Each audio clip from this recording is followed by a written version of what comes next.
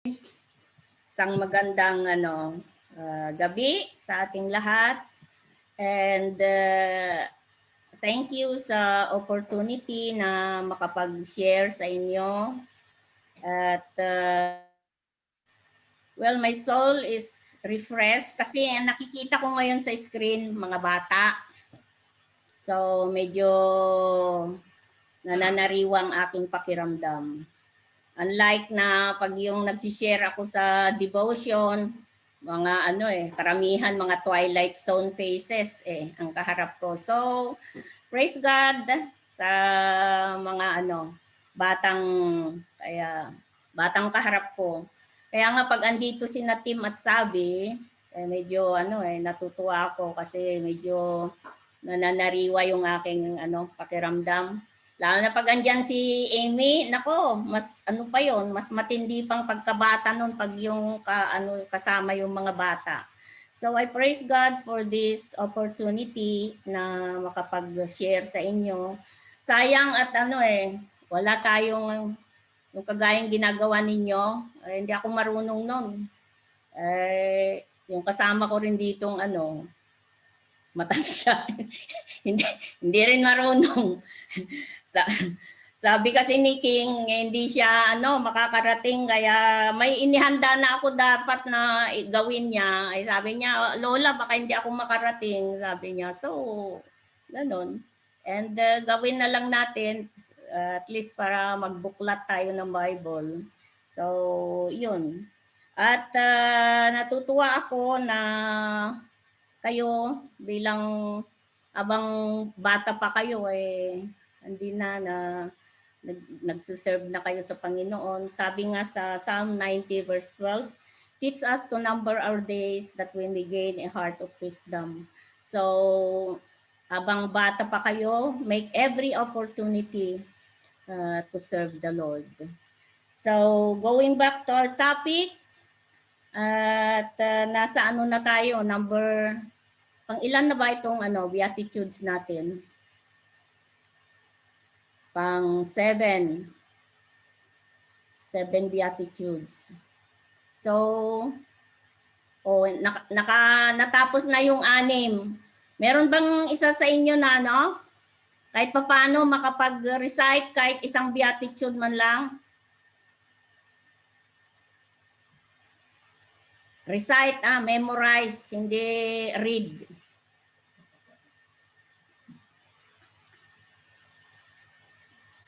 Blessed are the poor in spirit. No. Sige, go na lang. Sige, go. Okay lang. Go. 1 to 6. Yung natapos. Number 1, Meek yun, meek. Hindi. Number 1. Mali. Blessed are the poor in spirit, for they shall be filled. Hindi. Yung lesson mo yon, kaya lang kalahati. Hindi. Lesson mo yon yata. Hindi. Di ba, ano ba yun? Di ba, Blessed are the poor in spirit, for theirs is the kingdom of God. Number 2. Blessed are those who mourn. For they be will be comforted. Ako yung lesson ko yung number 2. Tapos yung meek tayo number 3. Yung sa akin yun, blessed are the meek, for they will inherit the kingdom of heaven. Hindi. Inherit the earth. The whole earth. For they shall inherit the earth. Tapos, number 4. Madali na yan. Blessed are those who are hunger and thirst for righteousness. They will be filled. Ayun na pala yung sinabi ko nung una. Or they will be filled. 5. Hindi ko alam yan. Ito tayo kay Brother June. Kay Brother June. Blessed are those who are merciful. For they shall show mercy. Ako kalahati lang. Dapat buuin nyo. For they will be shown incomplete mercy. Ng Panginoon yan. Punit daw yung Bible nyo. Tapos yung 6. Yung 6 yung kay Kuya Vincent tinatay. Wala. Kay Abs yun. Kay Kuya. Yung Wala pa yung pure. Pure yun eh. Ah, Wala Ako pa. hindi po nagsunod-sunod yung nagawa Hindi namin. Gawa ng- nagsunod yung nagtuturo. Eh. Based po sa schedule. Yung kay Kuya Abs ay About righteousness yung kay oo, Kuya. may righteousness din yun sa kanya. Persecuted. Oo, blessed are those who are persecuted for righteousness' sake. Righteousness. where they are.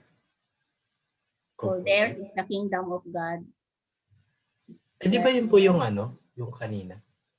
Hindi, kingdom of heaven yun. Yung Ah, blessed okay. are the poor in spirit. Kingdom of heaven is theirs. Yung kay Abs. So, punta na tayo sa number 7 na blessedness. Blessed are the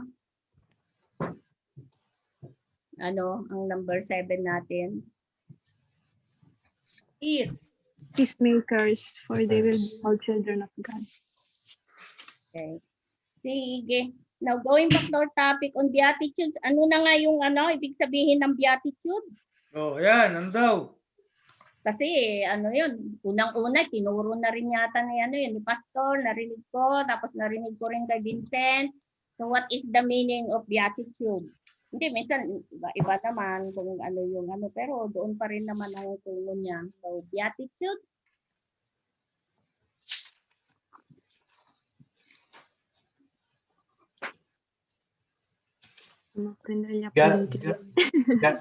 Godly characters.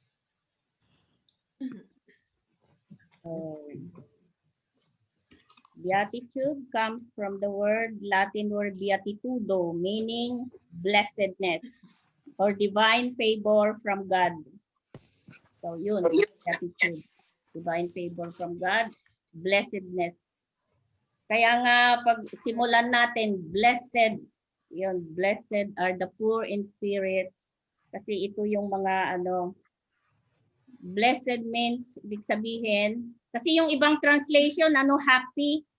Di ba? Ano bang translation yun? Happy are those who are poor in spirit. Pero pinaka gusto ko pa rin ang translation na blessed kasi ibig sabihin, when you are blessed, you are in state of supreme happiness. So yun ang blessed. Kaya sa ating mga Kristiyano, sana wag natin gamitin yung maswerte ka, maswerte. Sa atin walang alaswerte. Walang alaswerte kasi ang lahat ng buhay ng Kristiyano nagdedepende sa Panginoon. Yung lagi nating nire-recite, for in Him we live and move and have our being. So yun ang Kristiyano. So siguro sa Italiano, beatate, yun, tama yun? Beatate. Yun, diba? Mabuting yun. Beatus. Mapalad tayo, mapalad. Hindi yung maswerte. Alaswerte sa sa hindi mananampalataya, pero sa atin na mananampalataya, ibig sabihin mapalad tayo. The steps of the good man are ordered by the Lord. So talagang ang Panginoon ang nagbibigay sa atin ng kung ano yung dapat natin gawin. So mapalad ang isang Kristiyano. Okay. So punta na tayo sa sa 7th beatitude, the Sermon on the Mount. Blessed are the peacemakers, for they shall be called sons of God. First of all, remember that these blessedness are not singled out for specific people. They are blessings applicable to all Christians. Diba? Kasi ang sermon na ito ng Panginoon, para ito sa kanyang mga disipulo, ibig sabihin, yung nakakilala na sa kanya. Sa atin din, para din sa atin ito bilang mga Kristiyano. And these blessings ay dapat makita sa atin sana bilang mga Kristiyano, itong pagiging meek, pagiging peacemaker, yung nag-hunger tayo ng righteousness, dapat ito makita sa atin.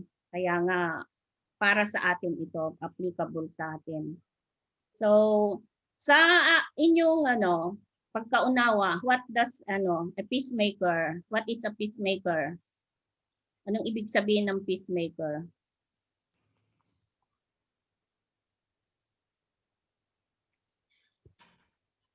Irene, masinsinang nagtitingin si Irene sa Google. Ano ang peacemaker?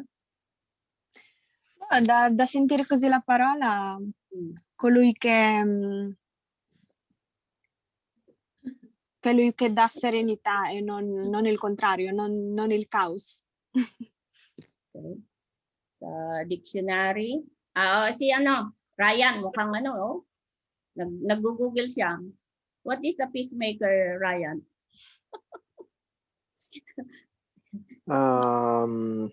Uno che cerca di risolvere i conflitti. Bravo. Peacemaker, a person who brings peace by reconciling adversaries. Yan ang sa dictionary. But sa Bible definition, a peacemaker is someone who is actively seeking to reconcile people to God and to one another.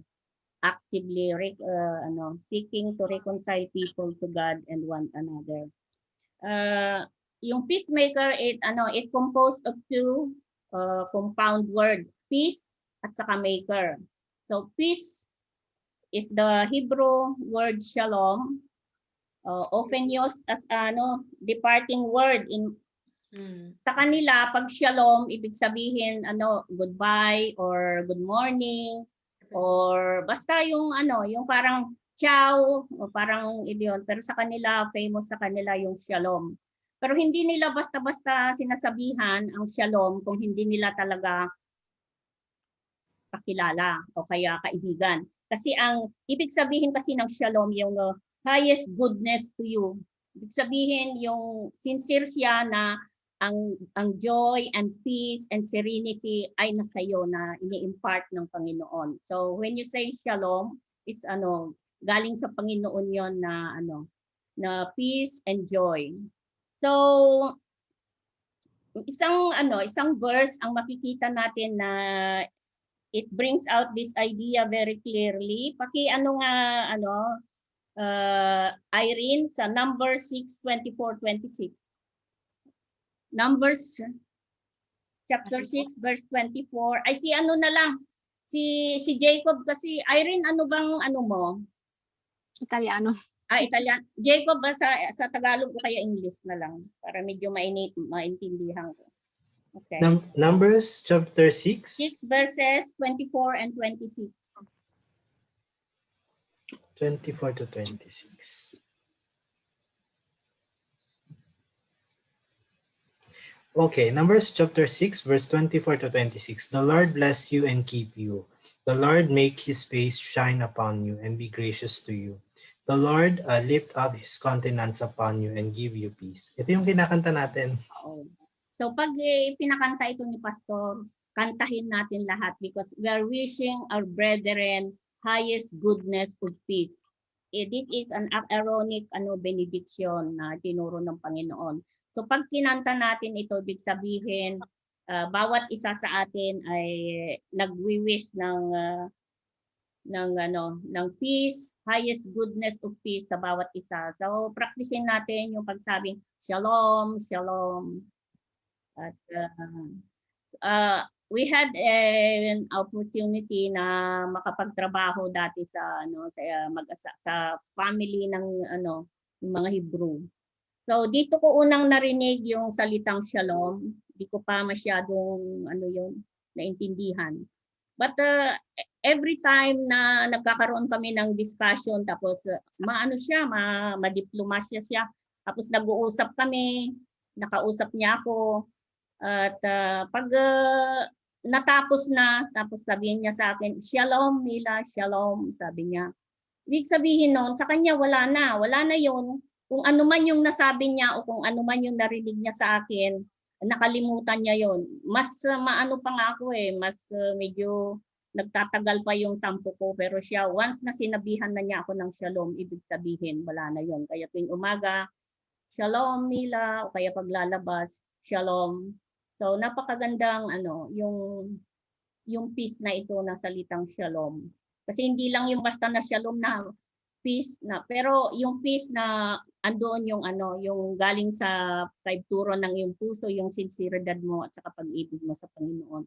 So hindi basta-basta yung magsabi ka ng shalom tapos lang pala yun, yung parang pakitang ano lang, yung hindi totoo, ay huwag ka na lang magsabi. Ciao na lang, ciao. Pero maganda yun, practicein natin bilang mga magkakapatid, lalo na pag tayo'y pagpaalam na sa isa't isa, practicein natin yung shalom. Hindi lang basta peace, shalom. Kasi ibig sabihin yon sa Hebrew word is highest goodness to you. So yun, ang shalom. So, anuin natin yung iyo. So di ba naririnig natin yung God at saka peace of God? Ano sa palagay niyo ang pagkakaiba nun? Yung peace with God at saka peace of God.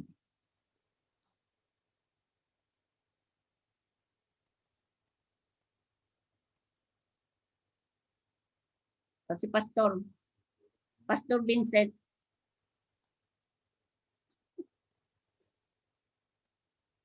Peace of God at ano po yon? Peace with God. Pag peace of God, tatagalugin lang. Hindi, yung kapayapaan ng Diyos ay pumasa iyo. Parang peace of, yung kapayapaan niya kasi siya yung source of peace. Father of peace. Yung peace with God,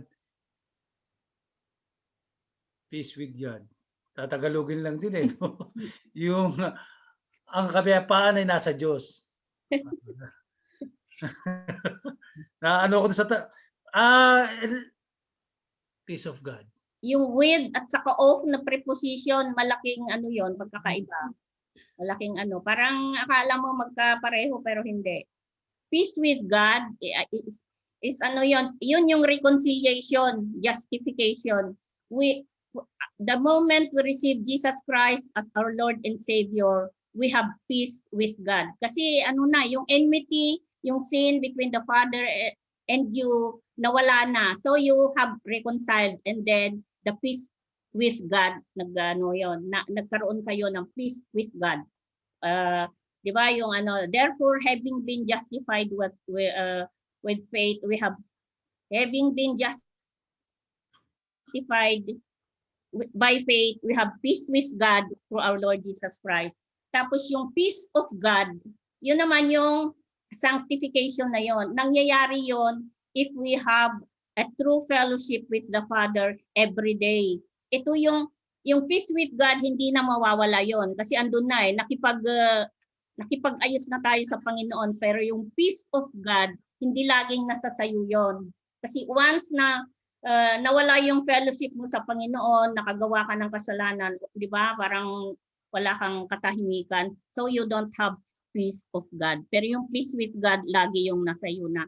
Parang yung Holy Spirit na pinagkaloob sa iyo, ganun din yung peace with God.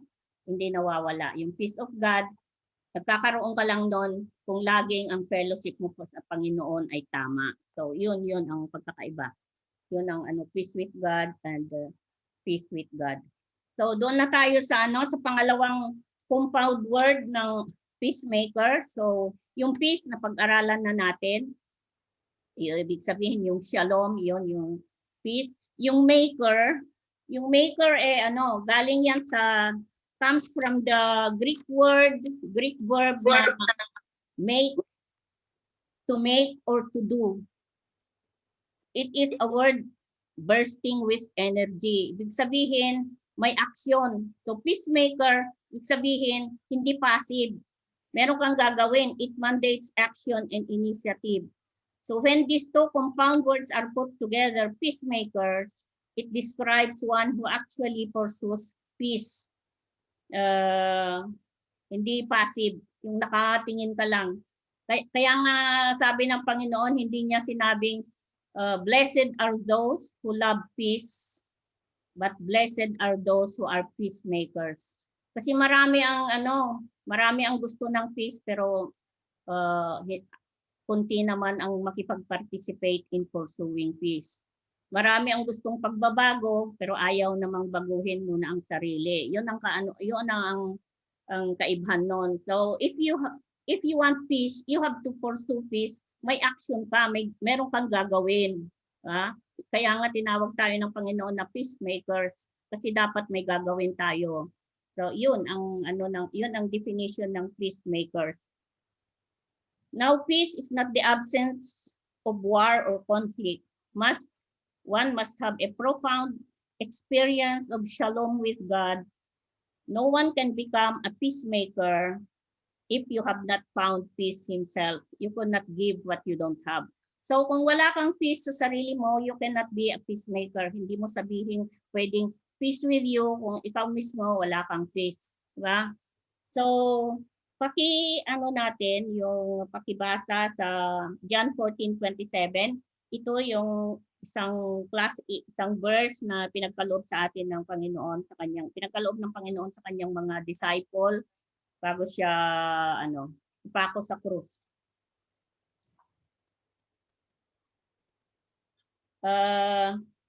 King, where are you? Sa bahay ka, King? Opo, Lola. John 14:27, pakibasa nga, King. John 14:27. Peace I leave with you, my peace I give to you, not as the world gives do I give to you. Let not your heart be troubled, neither let it be afraid. So, yun. Diba? Ang ganda. Peace I live with you, my peace I give to you, not as the world gives do I give to you.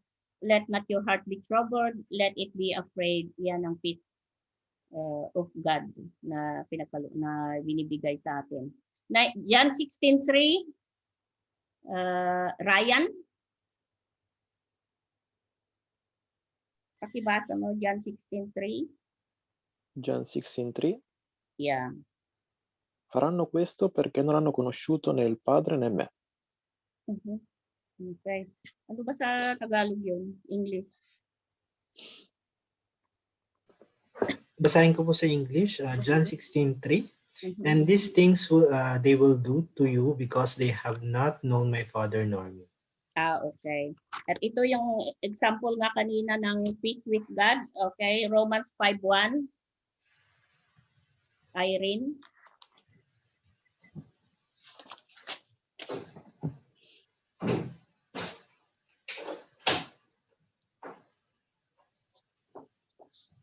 Therefore, since we have been justified through faith, we have peace with God through our Lord Jesus Christ. So, meron na tayong example ng peace of God and peace with God. Okay. So, yung peacemaker is one who brings peace.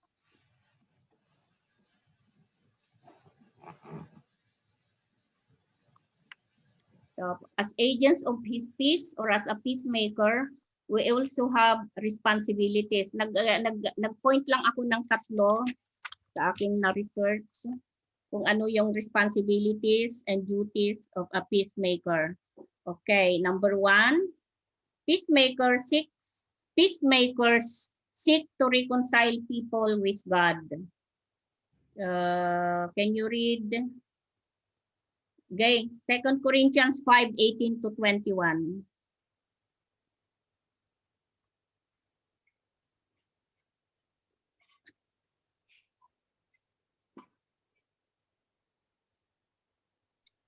Second Corinthians ano? 5, chapter 5, 18-21. Ito ang supporting verse ng peacemakers seek to reconcile people with God.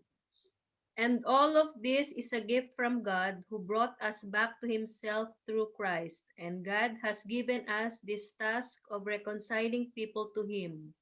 For God was in Christ reconciling the world to himself, no longer counting people's sins against them. And he gave us this wonderful message of reconciliation. Hanggang saan?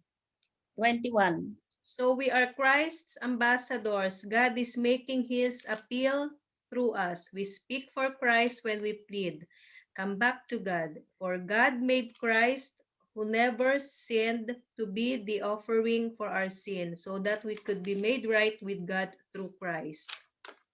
So, napakaganda ng inyong group, Ambassadors for Christ. As ambassadors of Christ, you are given the mandate to be a minister of reconciliation. Ano nga sa sa palagay nyo ang ibig sabihin ng reconciliation or reconcile? Idea nyo? Ayon dito sa nabasa natin ng mga verses. Restore relationship. Mhm. Bring back together again. Ayun. Tama. Reconcile, ibig sabihin may dalawang taong dapat pag-reconcile. Reconciliation takes place when two estranged or separated parties are brought back. So, dapat maging ito ang gagawin natin, diba? Ambassadors for Christ. Ano ang ginagamit nating what message does the Lord use to reconcile sinners to himself? Ano ang ginagamit na tool ng isang Christian to reconcile people to God? What tool? What message? The message of the gospel. Amen. Amen. Tama. In the first place, what is the gospel? That Jesus came to earth for us, to die for us. Mhm. And nag-English din ako. Na-pressure ako mag-English. Ayan, namatay si Kristo sa posto natin, and nabuhay siyang muli para to win us over death. Ayan. And he came back to the heaven para maging tawag doon, mediator natin sa Ama. 1 Corinthians chapter 15, 3-4. Pakibasa mo na lang, Jacob, para maging para malinaw talaga. 1 Corinthians ano po? 15 verses 3-4. Ano mo na lang din sa 1 hanggang 4 para maano na natin. Okay.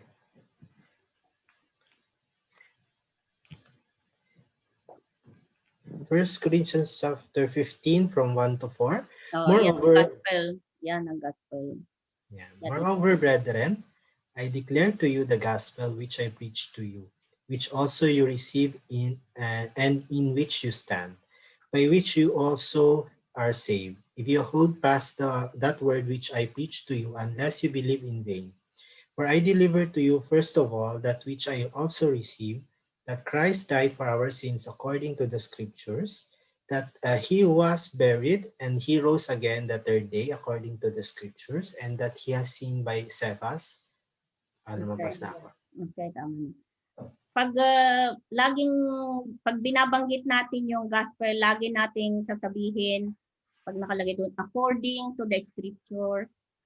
Wag nating tatanggalin yon, according to the scriptures. Kasi yun talaga yun ang naisulat tungkol sa gospel.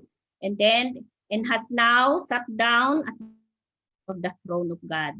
Andun na siya nakaluklok sa kanang Ama ng Diyos sa langit. Okay, yun ang gospel.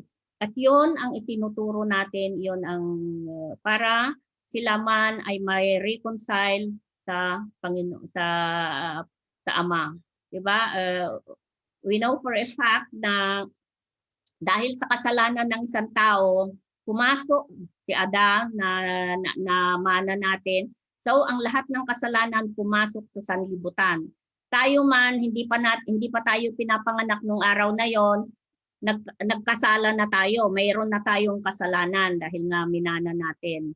So para ibig sabihin maibalik ulit tayo sa ma-reconcile tayo sa Ama. Ano ang ginawa ng Ama para sa anong ginawa ng Panginoon? A spotless and blameless Son na ipako sa cross para sa ating mga kasalanan. In fact, pag Holy Week, 'di ba, napapakinggan natin yung my God, why have you forsaken me? Totoo, at that time pinabayaan siya, God forsook him. Kasi ang nakikita ng Diyos na dala-dala niya ay ang kasalanan ng sanlibutan. You know, God has a purer eyes. At hindi niya kayang makita ang kasi God is holy. Hindi niya kayang tingnan ang kasalanan nakapataw sa kanyang anak at that time. That's why that time ay talagang pinabayaan siya. Pero praise God, nung the moment na he shed his blood, tapos he gave his last breath, God was glorified. So yun.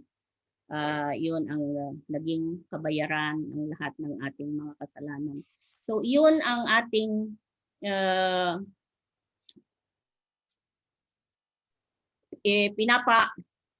ano ba yun? Yung ating ipinapangaral sa mga ating mga nakakausap to reconcile them with God.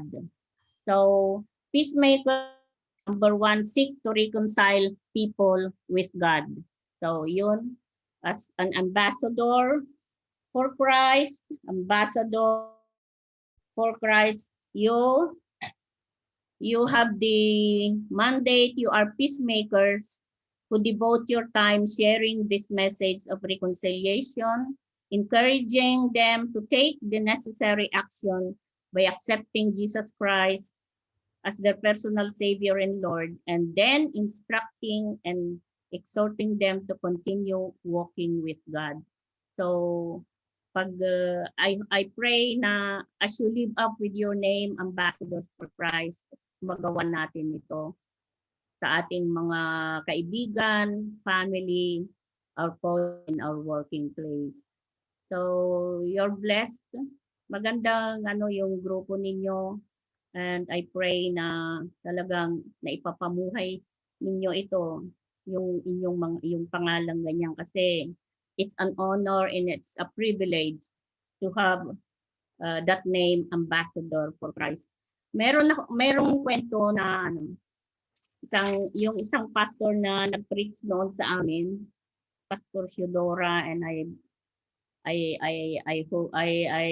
know na kinuha na siya ng Panginoon. Kwento niya, one time na papunta siya sa aywan ko sa Amerika or what, parang na-invite siya na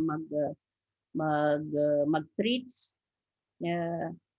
Mayroon siyang preaching engagement. Ito yung nung umaattend pa kami noon sa Caloocan Christian Church doon sa may Caloocan sa City Hall. Ito yung isa sa aming mga preacher noon.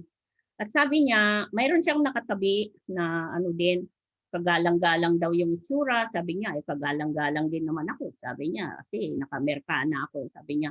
And then nagkakwentuhan sila. Ito palang kasama niya, isa ng ambassador. Ay, hindi ko na matandaan kung saan ambassador siya, but sabi niya, ambassador daw siya. And then as they go along with their conversation, natanong siya nung ambassador na yon, are you an ambassador also? Sabi niya, yes. Sabi niya, what country? Oh, country of countries, sabi niya, in heaven, sabi niya gano'n. Tapos, I am ambassador of Christ, sabi niya, ambassador of the King of Kings, sabi niya. So, hindi raw maunawaan nung kausap niya yung sinasabi niyang yon. And then, nasiran niya, gano'n. Tapos, nung magpaalaman na sila, binigyan daw niya ng tracts, at sabi raw nung ambassador na yon, sabi niya, thank you brother, sabi, thank you Mr. Ambassador, sabi ganon, I'll read this as basta pag nakarating na ako ng bahay, babasahin ko ito, sabi niya. At sabi ni Pastor Theodora, sabi niya, aywan ko kung nabasa niya yon, but I pray na nabasa sana niya, at yun ang naging way para makakilala siya. So, ang point doon is kahit saan tayo pumunta, dapat dala-dala natin talaga yung pagiging ambassador natin. Huwag tayong gumaya sa yung nabasa ko rin na isang estudyante, naging parang exchange student siya, pero sa isang hostile na country. 2 years dapat siya na mag-stay doon. So, alalang-alala yung mother niya, baka nga mapag-initan siya. Pero nagpasalamat siya kasi after uwi siya ng buhay at saka malusog. Sabi niya, wow, praise God. Sabi niya, walang nangyari sa iyo. Sabi niya gano'n. Tapos sabi niya, ma'am, sabi niya, nobody knows that I was Christian. Sabi niya gano'n. Talagang never daw na nagdala siya ng Bible sa yung time na yon na pag-stay niya ng 2 years.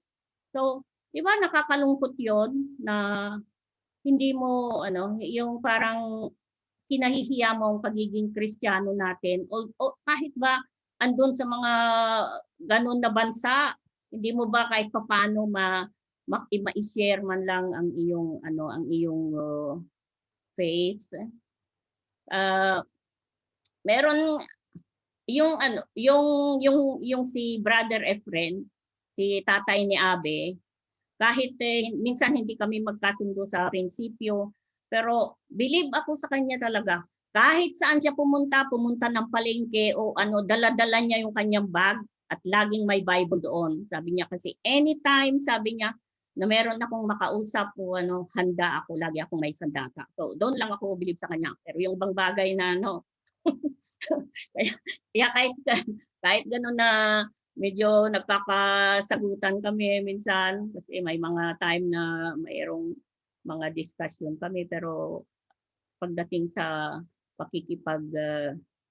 yung papakita kung ano yung ang kanyang faith ay talagang very very zealous sa pag-share. Kahit sino talagang sinisharean na. So dapat talaga yun din tayo bilang mga ambassador. Ambassador for Christ. Yun. Kaya napakagandang title yun para sa atin. So, number 2 na points na responsibilities ng isang peacemaker. Peacemakers seek to reconcile people with other people. So, peacemakers seek to reconcile.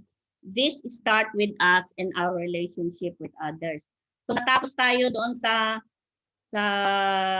reconcile with God. Dito naman tayo sa people seek to reconcile with other people.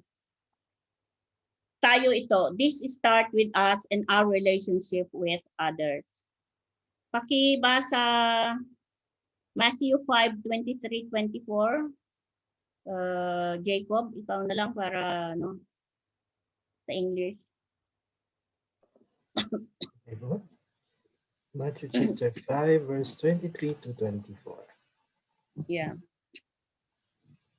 Therefore, if I bring you your gift to the altar, and there remember that your brother has something against you, leave the gift there before the altar, and you go away. First, be reconciled with your brother, and then come and offer your gift. Okay. Siguro, 'di ba, para bago tayo nananambahan, laging ina-announce nung ating presider, sabi niya, ihanda na natin ang ating puso't isipan at tayo magsisimula na sa ating pananambahan.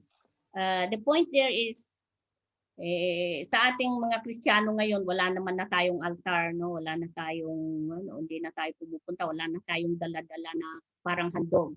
But the best thing is yung ating sarili ang ating handog doon. Sabi nga sa Romans 12:1, I beseech you therefore, my brethren, by the mercies of God, that you present your bodies as a living sacrifice, holy and acceptable, which is your reasonable service. Yun ang dapat i-present natin sa Panginoon, yung ating sarili. So, halimbawa papunta ka ng church at na alala mo na meron kang kagalit, merong masamang loob sa iyo, ang gawin mo hindi yung iwanan mo yung gift mo, kung hindi tawagan mo o kaya kausapin mo muna yung kagalit mong yon, makipag-ayos ka bago ka humarap sa Panginoon para sa pananambahan.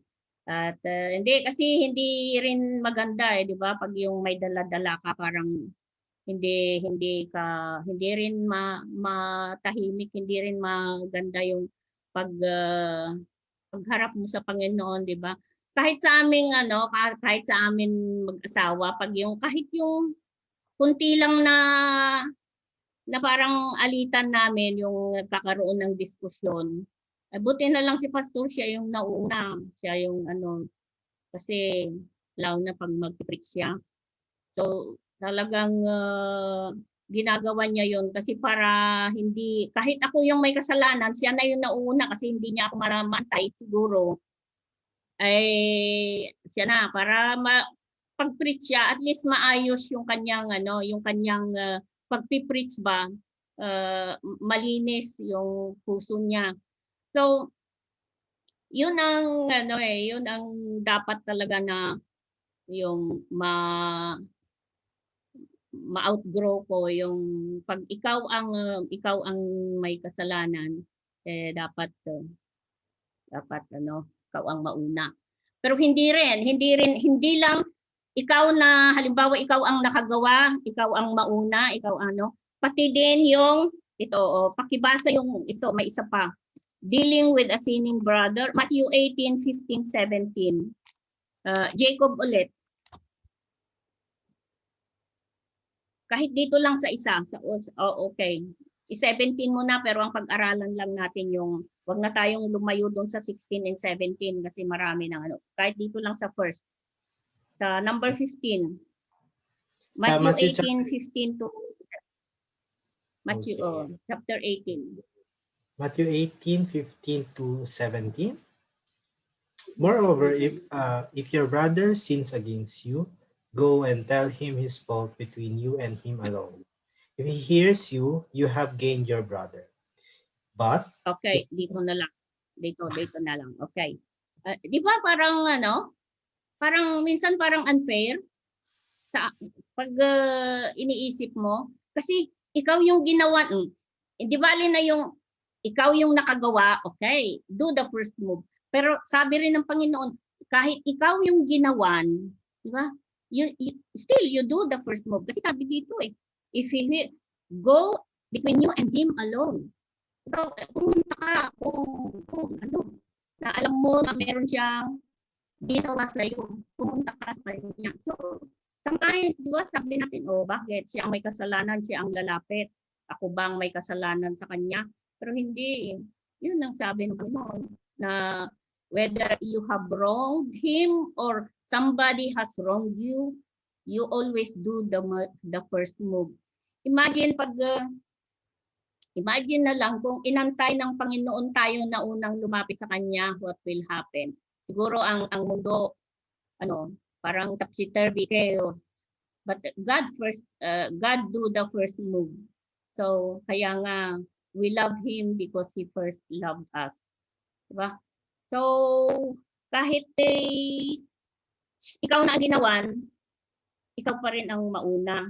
So yun ang sinasabi ng Panginoon. Proverbs 15:1. Halimbawa yung makipag-ayos ka sa isang nakagawa sa iyo. Yung nagawan mo ng kasalanan. Pati yung pananalita dapat maging gentle ba? A gentle answer turns away anger, but a harsh word stirs with wrath. Halimbawa, kinausap mo siya, minsan ako, kasi yung pananalita ko, sa halip na makapag-ayos kami sana, hindi, marang nadagdagan kasi may kapatid, ganito. Kaso mo yung pananalita mo, walang gentleness, kaya sa halip na maalis yung galit niya, lalong nadagdagan. So, if we try to appease ang anger ng tao, kailangan yung maayos na, yung sanayin natin yung malambot na pananalita. Kapatid, ganito yung nagawa ko sa iyo, pasensya ka na. Hindi ko talaga alam na akala ko hindi, biro lang yun. So I think naman pag yung magandang pananalita tatanggapin naman niya. At ganun din, halimbawa sa yung pag naman siya, ituro mo sa kanya ba kung anong ginawa niya na sa iyo, Brad, bakit naman ganito? Alam mo, parang nasaktan ako doon sa sinabi mo, ganun. Kasi kung minsan sasabihin natin, pasensya na lang, alam ko naman na ganun ganun naman ang pag-uugali niya. Hindi ba lang maganda rin? kasi uulitin at uulitin niya yun eh. Akala niya, mali yun sa kanya. Eh sa'yo, hindi, nasasaktan ka. So, why don't you, sa maayos na pananalita, i-point out mo sa kanya kung ano yung hindi maganda. Kahit minsan mayroon tayong mga kapatiran, kasi naintindihan ko na, nasasabi ko yun, pero nasasaktan din ako. Pero nasasaktan din ako. Kaya siguro, sa susunod, talagang sanayin ko na ang aking sarili na pag sinabihan ako ng ganon, sa maayos na pananalita naman, ay alam ko naman kung Kristiyano rin siya, maunawaan niya. Kasi an open rebuke is better than a hidden love. Di ba? So mabuti na yung sanayin natin na ikaw ang nauna, ikaw ang nakagawa ng kasalanan, ikaw yung ginawan, Los Teso, we do the first move. At ngayon, marami ng way. Paano tayo makagawa ng first move, di ba? Meron ng PM send, di ba? Text, chat, o call. Hindi na yung letter, hindi bali na yun. Letter, susulat ka, wala na yun. Sulit na yun. Eh, mag-PM send ka lang.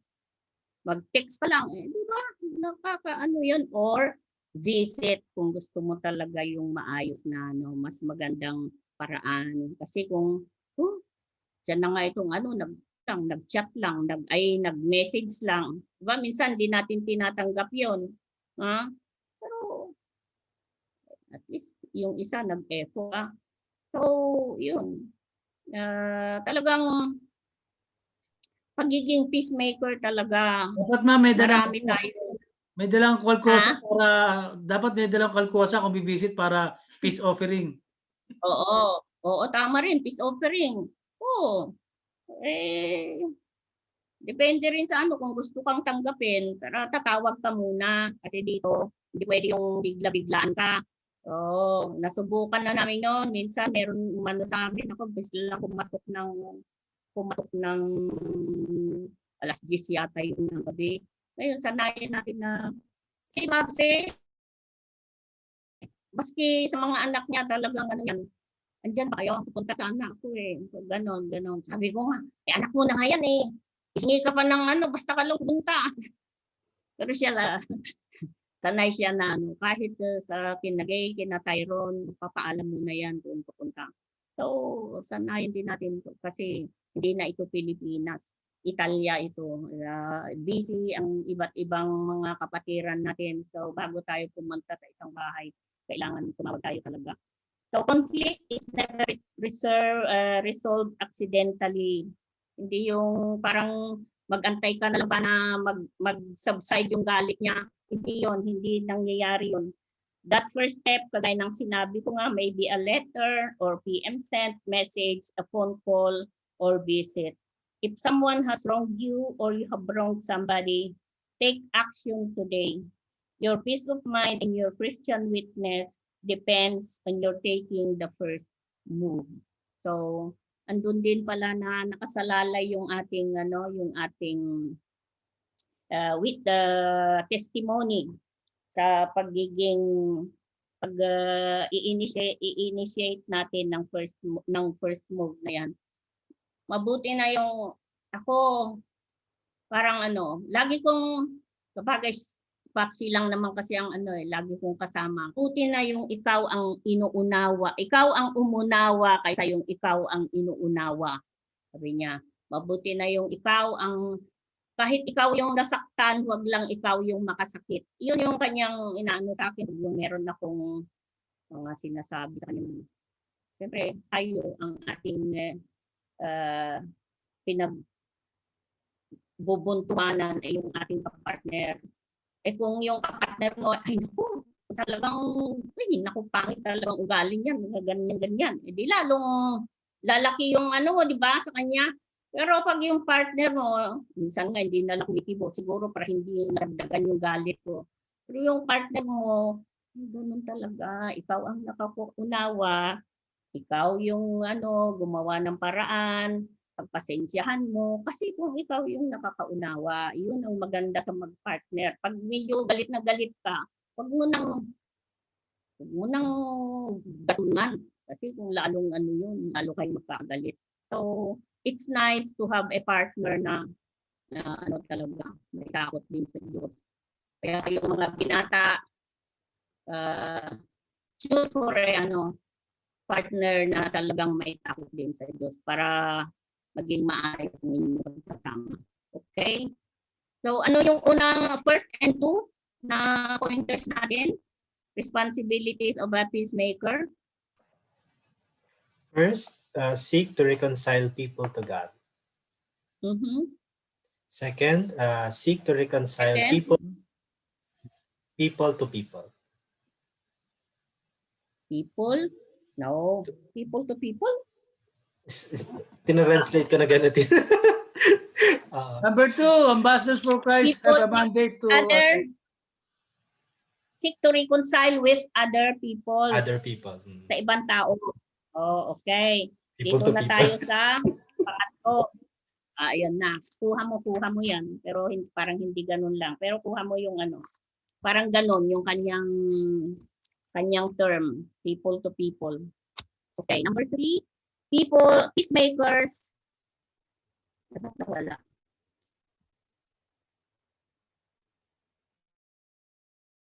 Wala si Jacob. Okay. Peacemakers seek to help others reconcile. Okay? Peacemakers seek to help others reconcile. Pakibala sa aking Philippians 4, chapter 4, verses 2 and 3.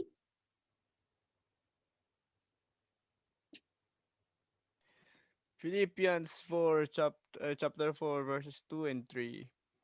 Be united, joyful, and in prayer.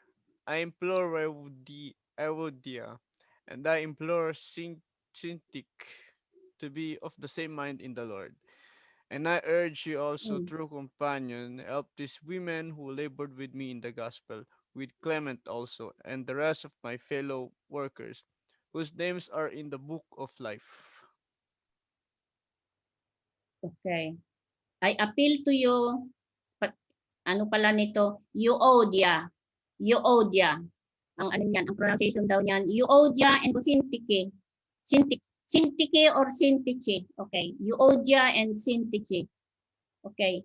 So, ang istorya nito, nabalitaan so kita nyo, maski mga churches doon sa Philippi, hindi rin naiiba sa atin.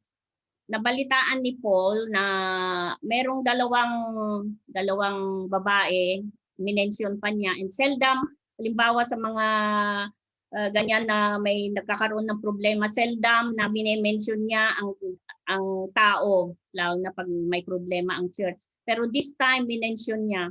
So, ibig sabihin na they were known in the congregation at saka talagang medyo mabigat o mainit yung kanilang pagkakaalitan, ang kanilang dispute.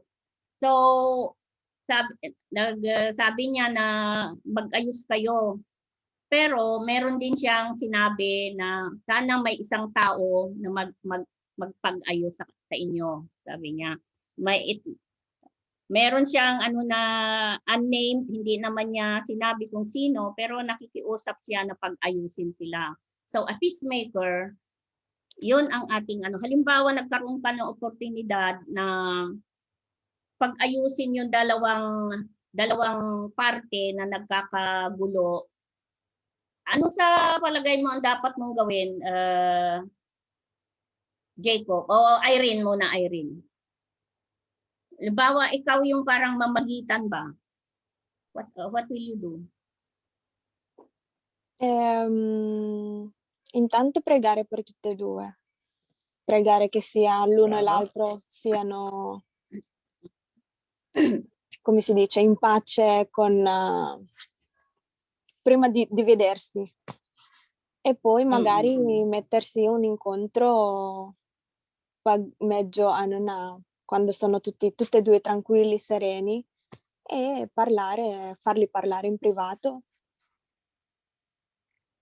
Così. Senza Yung wala dapat Tawag ang dito. kakampihan, syempre. Brava. Ano mo, nabanggit mo yung pribado. Yung halimbawa yung doon sa example natin kanina na if somebody has wronged you, yung go to him directly pero in private. Wag yung parang chichismis mo. Naku, alam mo si ganun ba naman ang ginawa sa akin? Talaga naman. Yung pinagchismisan mo, chichismis ka rin. Sabi nga, yun daw yung Spanish proverbs na halimbawa yung pinagchismisan mo, pinagsabihan mo, ikaw lang yung aking napagsasabihan na, naku, ikaw lang yung aking confidential. Ito, wag mong sasabihin na, naku, yung wag sasabihin na yun, sinabi doon sa kabila hanggang sa dumami. So, iwasan natin yun. Kaya nga sinabi doon na go to him privately. Kausapin mo siya ng private para hindi rin mapahiya. Kaya lang minsan kasi nauuna tayong sinabihan yung katabi natin bago sa ating doon sa nakagawa sa atin ng hindi maganda. So, yun tama yung ang una minsan pag nagkataon na tayo yung namagitan, wag tayong kakampi sa bawat isa. I-weigh muna natin, pakinggan natin both sides. Tapos pag yung sabihin natin na pag sino yung yung nakakaunawa, unawain, ganun lang. Hindi yung, uy, alam mo, wala akong kinakampahian sa inyong dalawa, pero palagay ko tama siya. Merong nag-ano sa amin nun, tama siya. Di lalo kang yung isa naman na dapat magkaayos kayo, lalo namang naging yung damdamin niya kasi sabi nung namamagitan sa inyo, tama siya. So kalaunan, walang naging kahihinatnan nung yung aming usapan. Napunta lang talaga sa iringan, sambatan. So hindi maganda. Yung peacemaker talagang kailangan peace nga yung tinadala mo eh. So you weigh both sides. Tapos wag kang sabi kung sino yung tama. Basta mo lang show them the scriptures na na lang yung behold, sabi, how good and pleasant it is for brethren to dwell in unity. Ito na lang magkasundo para sa Panginoon. At pero alam niyo, sabi nga ng isang writer, yan daw, yung mga problema na yan sa churches na yan na nagkakaroon ng problema, it's parang binibigay din sa atin ng Panginoon para daw bawat isa, lalo na ang leader, matuto magkaroon ng pasensya kung paano pakitunguhan itong mga ganitong mga klaseng mga tao. Kasi hindi naman talaga mangyayari na you can please everybody. Meron at meron talagang ilalagay dyan ang Panginoon na parang aywan ko yung term ni Papi na parang, ano yung term mo doon, Papi? Yung maraming tinik, ano yun? Cactus. Pero yung cactus na yun ang nagbibigay din sa atin ng pasensya kung paano pakitunguhan. Kasi nakakapagtaka rin kung walang mga ganyang dumadating na problema. Kailangan din talaga matuto rin ang church kung paano ang pakikitungo sa mga miyembro na ganyan at doon tayo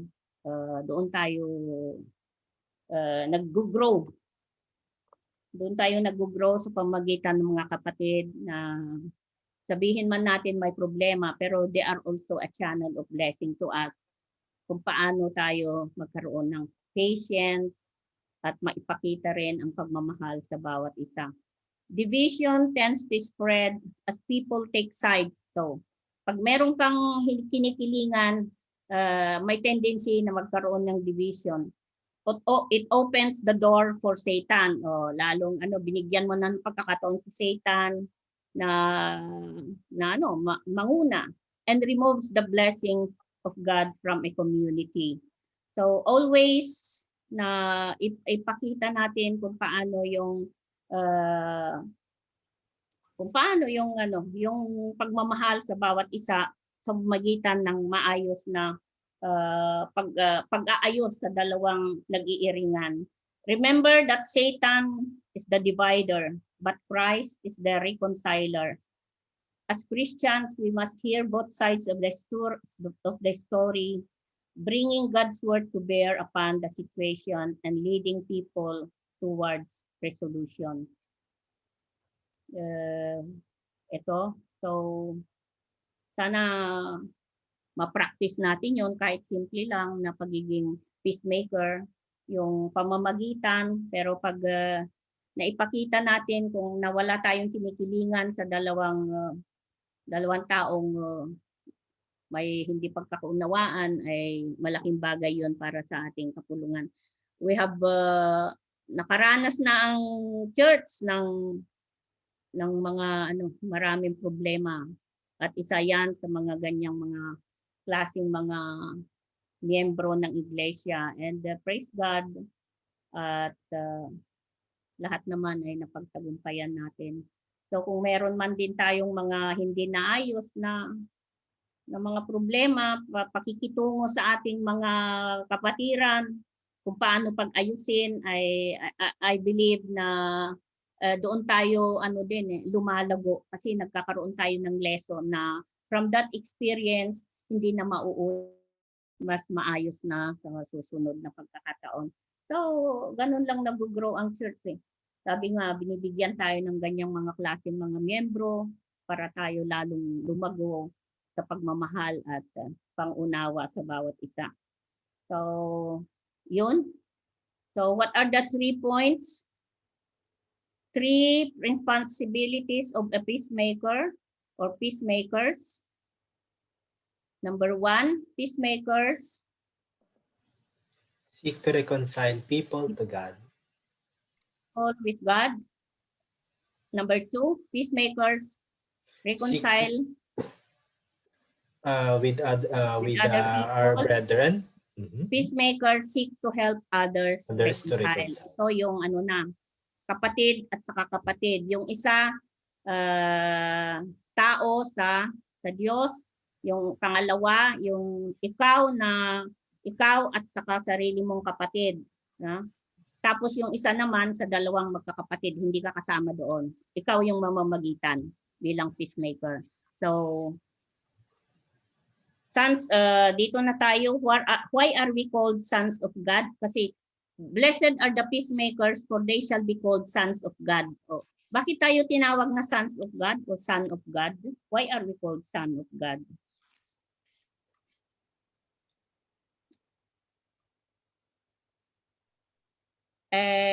Ryan, perché siamo chiamati figlio di Dio? Perché quando abbiamo accettato il Signore Gesù siamo diventati eredi insieme a Lui del regno. Yun yung sabi sa aking na-research, we are called child of God because we accepted Lord as our Savior. We accepted Jesus Christ as our Savior and Lord. So we became co-heirs and joint heirs, heirs and joint heirs with Jesus Christ. So Son of God, ito yung we are called, ito muna. Okay. Sons of God, in Jewish thought, the term son bears meaning partaker of the character. So kung son of God ka, ibig sabihin yung nakukuha mo yung karakter ng tatay mo. So parang like father, like son, di ba? Kung ang Panginoon ay ganito, yung kanyang mga karakter, makikita mo yung humbleness niya, kung ano yung nakita natin sa karakter niya, yun ka na son of God. Huwag mong sabihin, yung child of God, pwede mong sabihin, I am a child of God because I accepted Jesus Christ as my Savior and Lord. Pero hindi mo pwedeng sabihin na son of God ka. Hayaan mo yung mga taong magsabi kasi nakikita nila kung ano yung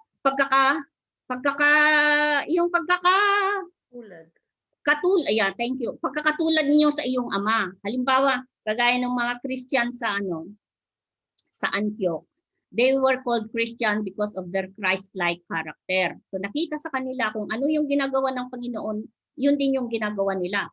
So kung ano yung nakita sa iyo na ginagawa ng tatay mo na kabutihan at nakita sa iyo na anak, kaya sasabihin ka like father, like son. Pero hindi mo dapat sabihin yon kasi hindi mo nakikita yun eh. Ibang tao ang nakakakita.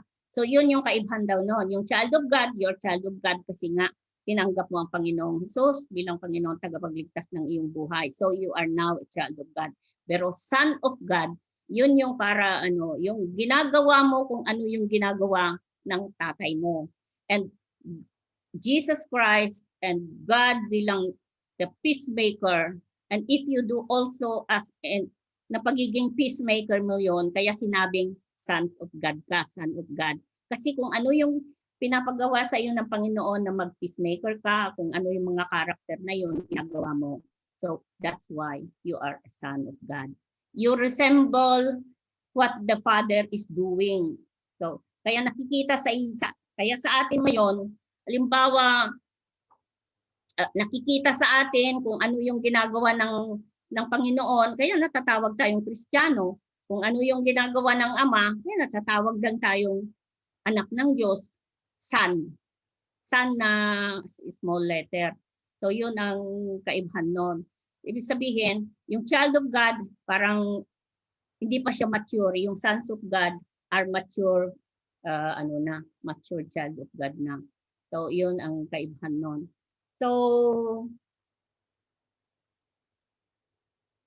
son of God refers to someone who is God-like, demonstrating God's character. In the same way that Christ came to earth to reconcile people with God and people with one another, sons of God participate in the same ministry. Ayun nga, parang nabanggit ko na parang yung like father, like son. At parang yung if you want to be a son of God, you must be Godish. Ibig sabihin, yung kung ano yung character ng Diyos, yun dapat ang makita sa iyo, kaya tinatawag kang son of God. So, kung ano yung sinabi ng Diyos sa atin na gagawin natin at ginagawa natin, so we are called sons of God. Shall be called, bakit shall be called kasi future passive yon. We are called son of God before, now, at hanggang sa katapusan, hanggang sa throughout all eternity, kaya shall be called. Hindi lang ngayon, nung nakaraan, kung hindi habang inaantay natin ang Panginoon at sa kanyang pagdating. Kaya future passive yon na sinabing shall be called sons of God. So yun ang doon. They shall be owned by God as His genuine children, and being His children, we are His heirs and joint heirs with Christ, and we suffer with Him. We shall also be glorified together. So ayun na yung yung glorification, kaya be called Lord. We shall in due time be children of resurrection in the redemption of our bodies from death and corruption. Shall be called kasi habang itong katawan nating ito ay ma-change into a glorified body. So kaya ginawang future passive yon, hindi yung shall be called kasi sa susunod ka pa maging son of God. No, we are already son of God. Tapos hanggang eternity. So yun ang naging nun, yung term na yun na shall be called. It's a continuous future passive throughout eternity. Kaya sinabing shall be called. Okay. So in conclusion, there is a great responsibility in being a peacemaker. Sometimes our efforts for peace fail, and we feel frustrated. But through each step of obedience, each active death to our rebellious hearts of sin, Jesus is making us more and more like Him. There is a great hope to Christ, the God-man who had already conquered all sin and death for us on the cross. As we seek to apply being a peacemaker in our lives, let us rest in the fact that our happiness or blessedness comes from being a son of God. We can be a peacemaker because we are emulating our Father who is the God of peace. Because emulating, ibig sabihin, nakikita sa atin kung ano yung ginagawa ng God of peace. The question is, are we willing to be a peacemaker? Willing ba tayo? And my prayer is that the Lord will help us to be a faithful peacemaker as we eagerly wait on His great appearing and bring us with Him in heaven. Yun ang prayer ng bawat isa sa atin, na habang inaantay natin ang kanyang pagdating ay magawa natin ang pagiging peacemaker. Okay? Sa bawat isa, ilapit natin sa Panginoon ang hindi pa nakakakilala, peacemaker, kung meron tayong makakagalit at dapat tayong mauna, we always do the first move. At sa mga kapatiran din na nagkakaroon ng pagkakaalitan, we also be the peacemaker. Okay, thank you and shalom sa bawat isa. Shalom, shalom. At salamat sa opportunity na ito. Okay? Salamat